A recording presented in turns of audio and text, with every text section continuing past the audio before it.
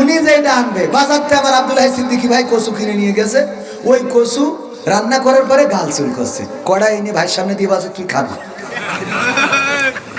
খাওয়া লাগবে সব।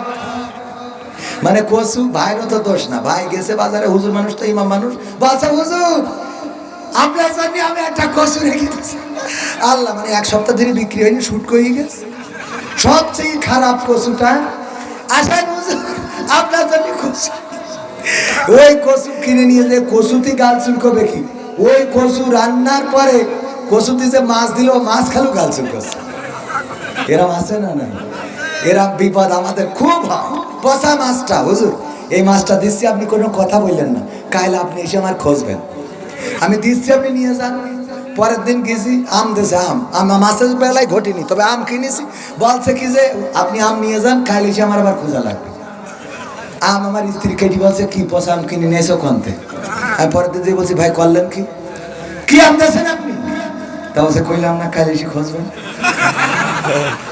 আমার বাজারের ঘটনা, বলছে কইলাম না যে আপনি কাইলে এসে খুঁজবেন। এই আমগুলো বিক্রি হচ্ছিল না, তো আপনাদের পার করে দিয়েছি, হয়ে গেল হুজুরিতে পার করি, পার করা তো আর খুঁজে হইল না। কানা খুঁড়া ল্যাংড়া হুজুরের সাথে দাও, আর সুন্দরীগুলো গাছ জৈটিকের সাথে, কথা কয় না।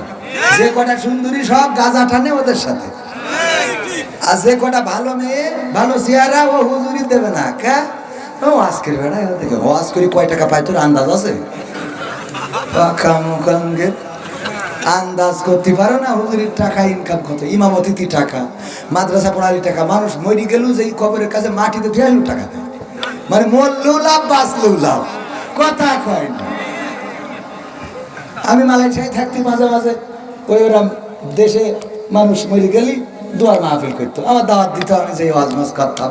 তো দেখা যাচ্ছে 2-1 মাস 3 মাস আর কেউ মরে না, তো মাঝে মাঝে বলতাম সেটা মাসে টাসে না নাকি দেশে, না বাংলাদেশ ভুলিয়ে গেল আজরাই, মানে এই দেশে মরে ওই দেশে মিলা দিত, আডা ওরাঙ্গিনী মালাই ডিয়ারাং পাহাম আসিনি আডা মাতি সানা আডা দোয়া আলা।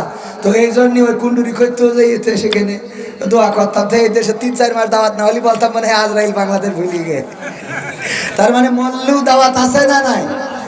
তার মানে হুজুর যাইতেও আবার পরকালেও কবরে যাওয়ার পরে মান রব্বুক আমার দিনু খায় তো বাইর মুখস্থ, বাইরের মুখস্থ আমি চেষ্টা করতেছি, হুজুরদের তো পুরো পুরো সব মুখস্থ ডাইরেক্ট লাইন, আর আমাদের যারা আমরা একটু অল্প হুজুর আমাদের একটু চেষ্টা করা লাগে, ঠিক কিনা?